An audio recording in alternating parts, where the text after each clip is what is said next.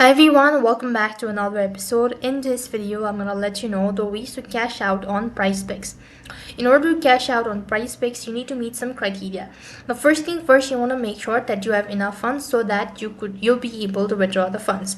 Next thing you want to do is make sure that you are eligible to do it. So now before you cash out on price picks, you need to make sure that this might be an instant procedure or it might take 1 to 2 business days or a couple of hours. So basically, to withdraw funds, you want to go to the home page and tap the hamburger icon from the top left hand side bar. When you press on that, next thing you could see is a list of options. So scroll down a bit, go to request withdrawal. As soon as you click on request withdrawal, you will be able to see two different options, that is either withdraw funds or withdraw history. So you want to go to withdraw funds and then enter in your information. So here what you want to do is after that you want to go ahead and click on withdraw funds. Then you want to go ahead and enter the exact amount, select the method, and you want to go ahead and enter in the destination where you want to withdraw.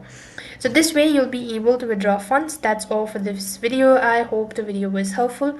Make sure to like, share and subscribe to our channel. Thank you for watching. See you in the next video.